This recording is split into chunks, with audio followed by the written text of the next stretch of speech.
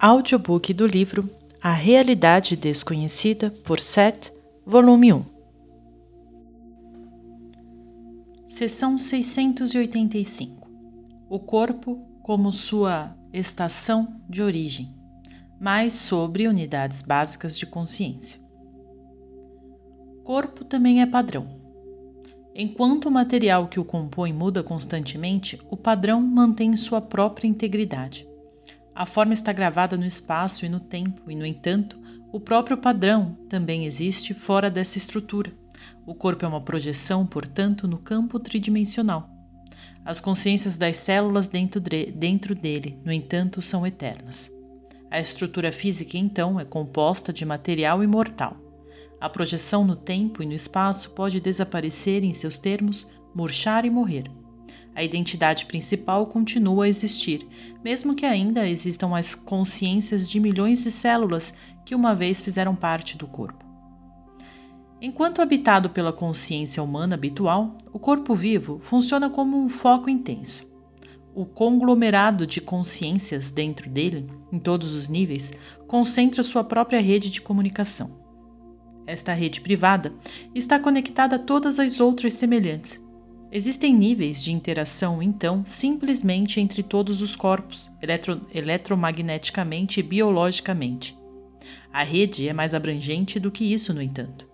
Não apenas todas as células podem responder umas às outras, mas sua atividade em massa aciona centros de consciência ainda mais elevados para responder a um determinado conjunto de condições do mundo, em vez de outras condições do mundo tão legítimas que não se encaixam no padrão aceito. Probabilidades até certo ponto, então, são determinadas ao longo de linhas celulares. Isso deveria ser óbvio. A própria estrutura do corpo definirá por si mesma padrões para os tipos de probabilidades que podem ser experimentados na prática. A realidade fonte, da qual tudo mais brota, nunca é pré-determinada, isto é, predestinada ou mesmo estabelecida. O universo, em quaisquer termos, está sempre sendo criado. Quando a consciência está sendo especificada, ela sempre se vê no centro de seu mundo. Todas as especificações da consciência e todas as aparências fenomenais ocorrem quando as unidades básicas de consciência, as UC, emergem em unidades EE, e, portanto, nas dimensões da realidade em seus termos. Sua consciência normal, principalmente aceita, está dentro da matéria do seu corpo e através dele. Com o corpo você vê o seu mundo. Não há nada que o impeça de ver o seu corpo de um ponto de vista fora dele, exceto que você foi ensinado que a consciência está aprisionado dentro da carne. O corpo é um organismo emissor e receptor. Sua estação de origem, por assim dizer, é o foco para sua atividade. Você pode, no entanto, pular conscientemente dele, e você o faz com frequência, quando por um tempo, particularmente no estado de sonho, você vê o mundo de outra perspectiva. Em algumas aventuras, você visita outras realidades prováveis nas quais você tem uma estrutura corporal tão real quanto a sua. Mesmo uma pequena compreensão dessas ideias pode ajudá-la a vislumbrar como os conceitos anteriores da psicologia foram limitantes. O eu que você conhece e reconhece carrega consigo indícios e traços de todas as suas características prováveis que podem ser atualizadas em seu sistema de realidade. Seu corpo está equipado para realizar qualquer uma dessas coisas. Agora, por causa da seletividade mencionada anteriormente, algumas direções podem ser mais fáceis do que outras, e algumas podem parecer impossíveis. No entanto, dentro da estrutura psicológica e biológica de sua espécie, as estradas das probabilidades têm mais interseções do que você imagina. A mente consciente, como você normalmente pensa nela, dirige sua ação geral e suas ideias determinam o tipo de seletividade que você usa. É por essa razão que estou tentando expandir suas ideias conscientes, para que você fique mais bem equipado para escolher sua linha de experiência física dentre todas aquelas prováveis abertas a você. Fim da sessão. Seção 686. A consciência precoce do homem e o nascimento da memória. Seletividade, especialização e realidade, entre aspas, oficial. Basicamente, a compreensão da célula abrange o tempo que você pensa sobre isso. A consciência da humanidade, no entanto, experimentou ao longo de linhas específicas de tempo. À medida que ele se desenvolveu ao longo dessas linhas, vários métodos biológicos e mentais de seletividade e discriminação foram utilizados. Quando, em termos históricos, a humanidade tomou consciência da memória e recordou seu passado como um passado em seus termos, era possível para ele confundir passado e presente. Memórias vívidas, fora de contexto, mas com validade neurológica imediata, podiam competir com o foco brilhante necessário em seu presente eu.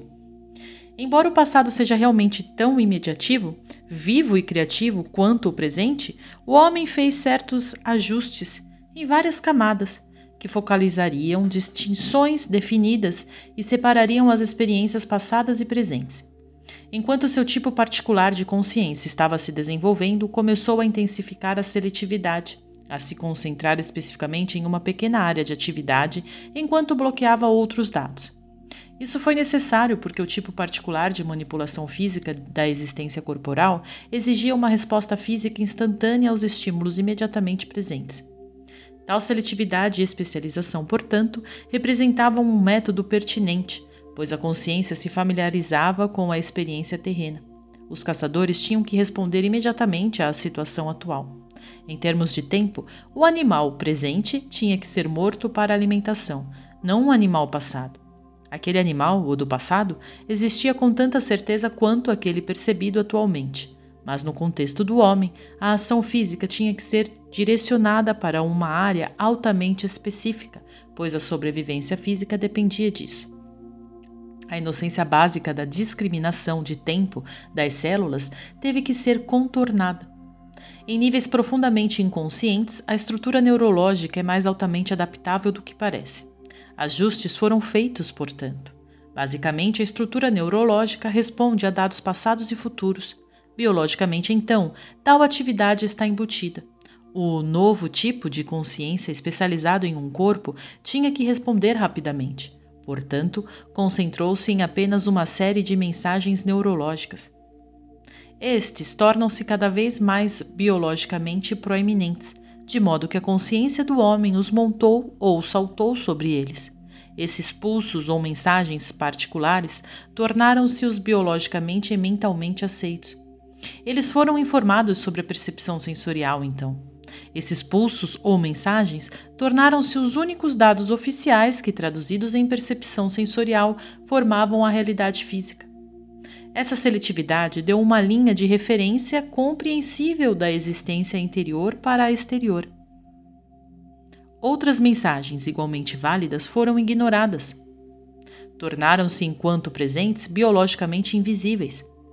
As células ainda reagiam a esses pulsos de outra forma negligenciados, pois precisavam de dados do passado e do futuro para manter o equilíbrio do corpo no presente. A consciência emergente do ego. Embora as células exigissem dados futuros e passados e os utilizassem para formar a partir dessa tensão invisível a realidade corporal presente do corpo, o mesmo tipo de informação poderia ser uma ameaça então para a consciência do ego, que poderia ser subjugada. Dentro da estrutura corporal, no entanto, há de fato mensagens que saltam muito rápido ou muito devagar do seu ponto de vista para permitir qualquer resposta física. Dessa forma, a compreensão celular tem seu fluxo livre, mas a seletividade mencionada nas seções 682 e 683 ignora tal informação, de modo que não entre em conflito com os dados dos sentidos presentes que requerem ação física no tempo. Outros pulsos, carregando mensagens, são bastante válidos, como aqueles que você percebe e reage fisicamente. Mais uma vez, as células respondem a elas constantemente. O corpo, como mencionado na seção 685, é um padrão eletromagnético, posado em uma teia de probabilidades, vivenciado como corporal em um ponto de intersecção, no espaço e no tempo. Quando o homem, falando em seus termos de história, começou a fazer experiências com a memória, houve inúmeros casos em que a consciência emergente do ego não distinguiu claramente o passado e o presente, como você os entende. O passado no presente apareceria tão brilhantemente que o homem não poderia reagir adequadamente nas circunstâncias de tempo que ele mesmo havia criado. O futuro foi bloqueado na prática, para preservar a liberdade de ação e estimular a exploração física, a curiosidade e a criatividade. Com a memória, no entanto, as projeções mentais para o futuro também eram naturalmente possíveis para que o homem pudesse planejar suas atividades no tempo e prever resultados prováveis. Imagens fantasmas das probabilidades futuras sempre atuavam como estímulos mentais para explorações físicas em todas as áreas e de todos os tipos. Roberts pergunta: você quer dizer em todas as áreas do planeta, por exemplo? Seth continua.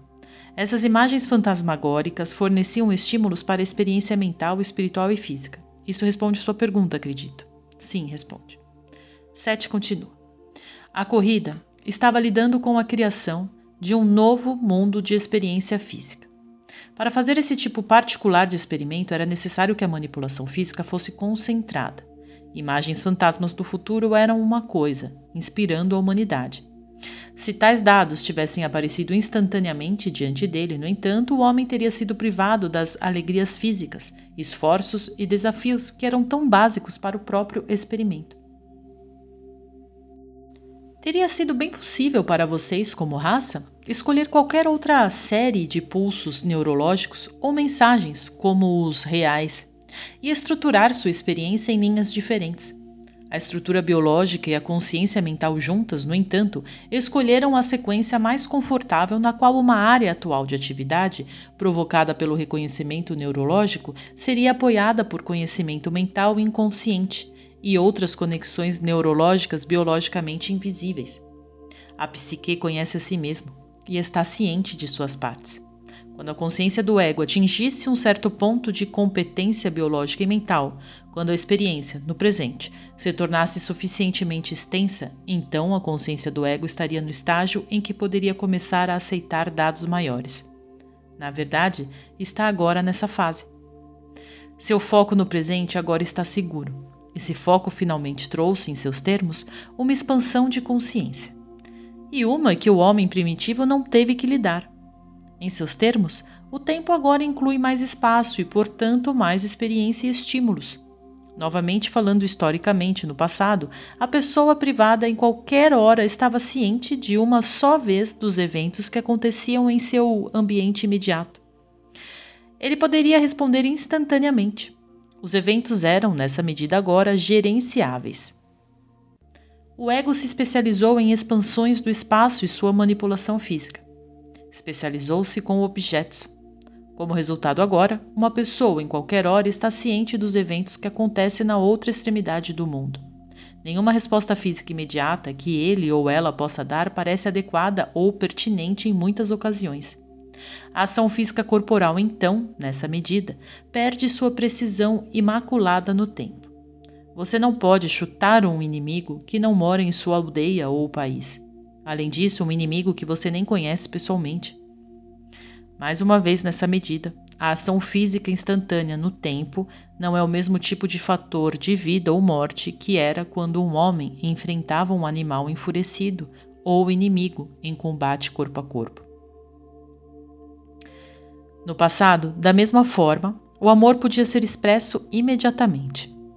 Em termos históricos, o homem primitivo, usando aqui suas teorias sobre a raça, o homem primitivo, estava em íntimo contato com sua família, clã ou tribo. Com a expansão do espaço em desenvolvimento, no entanto, os entes queridos muitas vezes moram distantes e a resposta corporal repentina não pode ser expressa de uma só vez, em um determinado ponto de contato imediato. Esses desenvolvimentos, juntamente com outros, já estão desencadeando mudanças no comportamento do homem e inspirando-o a novas alterações de consciência. Ele agora precisa de um ponto de vista mais amplo do passado e do futuro para ajudá-lo a lidar com as ramificações no presente, à medida que ele evolui através da experiência. Os conceitos reconhecidos do eu são a interpretação que o ego faz da individualidade. Eles são projetados em conceitos de Deus e do universo. Eles encontram uma certa validade biológica por causa da seletividade mencionada anteriormente, pela qual apenas uma série de pulsos neurológicos é aceita, e sobre eles cavalga a realidade do eu egoísta. Em um cume, um Deus interpretado, nesses termos, serviu de modelo para o comportamento egoísta de um eu em relação a outro eu. Em um mundo em que os indivíduos eram confinados no espaço em uma tribo ou clã, a ação era imediata. O ambiente apresentava uma estrutura na qual a consciência aprendia a lidar com os estímulos de maneira direta. Aprendeu a se concentrar. A especialização necessária significava que apenas um certo número de dados poderia ser tratado de uma só vez, emocionalmente ou não. A formação de diferentes tribos permitiu que o homem se comportasse cooperativamente, em pequeno número. Isso significava que aqueles do lado de fora eram ignorados seletivamente, considerados estranhos. Nesse ponto, a consciência, nesses termos, não poderia lidar com a concentração focalizada, o surgimento da consciência do ego e, simultaneamente, experimentar sentimentos poderosos de unidade com outros grandes grupos. Estava lutando pela individuação. A individuação, no entanto, dependia da cooperação dos indivíduos. À medida que o ego aprendeu a se sentir mais seguro, as tendências cooperativas se ampliaram para que o crescimento das nações fosse possível. Era inevitável, porém, que a consciência do ego produzisse uma realidade em que finalmente precisaria, nesses termos, aceitar outros dados e informações que a princípio teve que ignorar. Estou falando até agora em termos históricos como você os entende. A história, no entanto, é apenas sua linha oficial de estímulos aceitos. Mais adiante no livro isso ficará claro. À medida que a consciência egoísta se expande para incluir dados até então amplamente negligenciados, então ela experimentará na prática um novo tipo de identidade. Conhecendo-se de forma diferente, seus conceitos de divindade se alterarão significativamente, assim como as dimensões da emoção. Sua herança inclui veias de amor muito ricas, mas seus conceitos de eu e divindade os limitaram severamente. Você muitas vezes parece odiar aqueles com crenças diferentes das suas, por exemplo, e você tem perpetrado crueldades contra outros em nome da religião e em nome da ciência, porque suas ideias limitadas sobre a natureza do eu o levaram a temer suas emoções. Muitas vezes você tem medo de que o amor o domine, por exemplo. Enquanto você estava tão preocupado em proteger o que você considerava os limites e a integridade de uma individualidade, como raça, você chegou a um ponto em que estava começando a negar sua própria realidade maior. Mas tudo isso faz parte do experimento, no qual a raça embarcou em sua probabilidade. Onde sua sobrevivência física nesses termos? Uma vez dependia de um foco estreito enquanto você aprendia manipulação física? Agora o sucesso dessa manipulação exige uma ampliação do foco, um novo despertar para a existência maior do eu, com o que será um correspondente reconhecimento da atividade neurológica que agora é apenas brevemente sentida por alguns, como Jane, por exemplo, mas presente na herança de sua estrutura corporal. Aqui, e ao longo deste livro, haverá sessões que tratam dos elementos de prática, onde até certo ponto você pode ver como alguns desses conceitos podem ser experimentados na prática e receber pelo menos uma sugestão de sua aplicação. Em estado de vigília, Hubert se viu em Saratoga Springs, New York, onde cresceu no que parecia ser uma espécie de projeção mental. Tudo estava cinza. A natureza imediata dos dados sensoriais de explosão total estava faltando.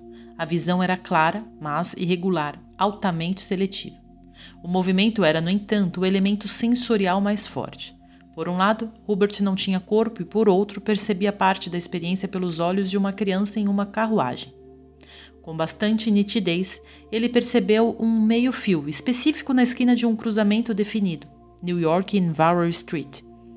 E sua atenção foi atraída pelo foco, um meio-fio, um declive de terra e depois a calçada, e o movimento da carruagem ao ser puxada para cima. A criança era ela mesma no passado, por um lado, e ainda assim era um provável eu futuro naquele passado. Do ponto de vista do foco mental oficial de Hubert, e do ponto de vista do presente neurologicamente aceito, aquele ambiente passado tinha que permanecer fora do centro ou borrado. Ele poderia experimentá-lo apenas evitando a atividade neurológica oficialmente aceita. Ele visitou uma loja que não está mais naquele local e aqui os dados dos sentidos foram um pouco mais claros. Ele não tinha lembranças conscientes do interior da loja, mas ficou instantaneamente aparente para ele.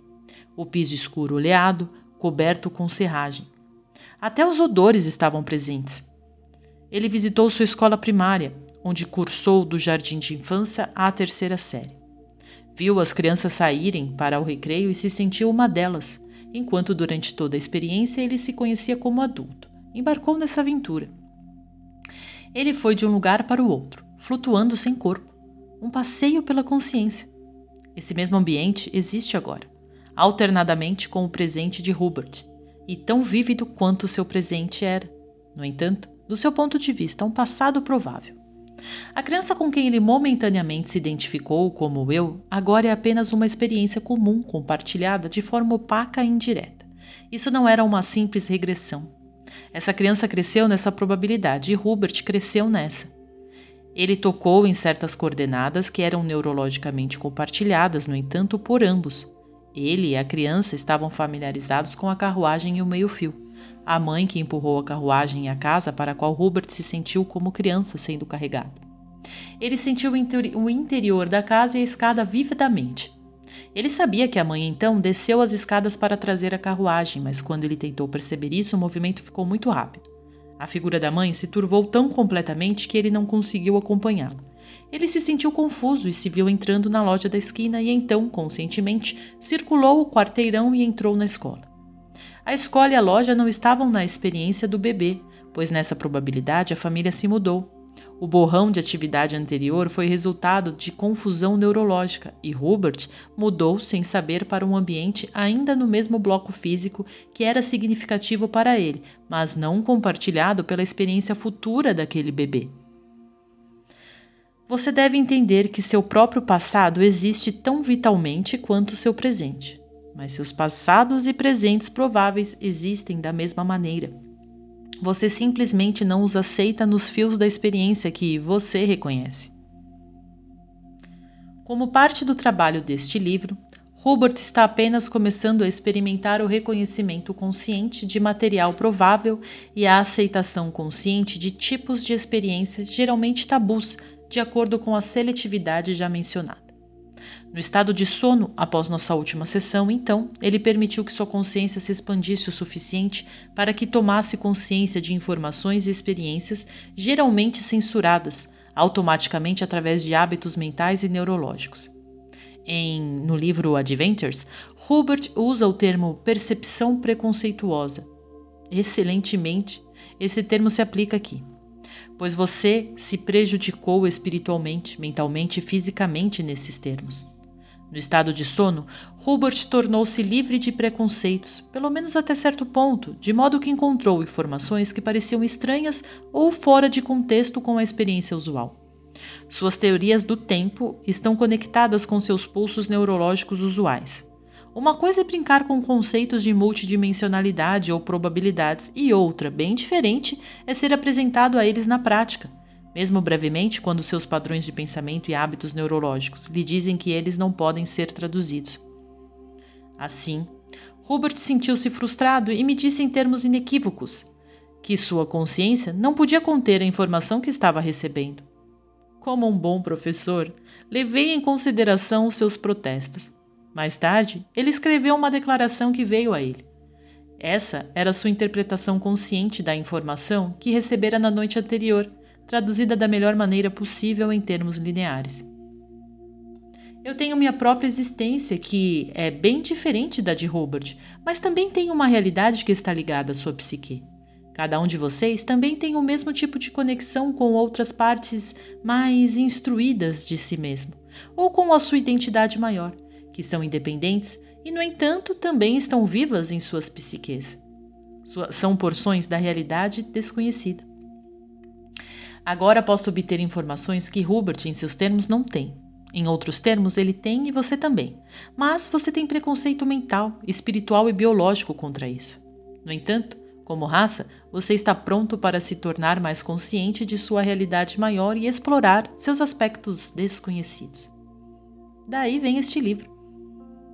Você pode sentir alguma irritabilidade com alguns dos conceitos nele, simplesmente porque você se instruiu tanto para ignorá-los. Você também deve experimentar uma aceleração da consciência, no entanto, e ao lê-lo, uma crescente sensação de familiaridade. A estrutura do próprio livro o conduzirá, se você permitir, a outros estratos de seu próprio conhecimento maior. Fim desta sessão. Terei algumas recomendações pessoais da próxima vez. Os programas de televisão favoritos de Hubert são bons para ele e permitem que sua mente descanse. Eles são o seu jogo mental e por isso importantes.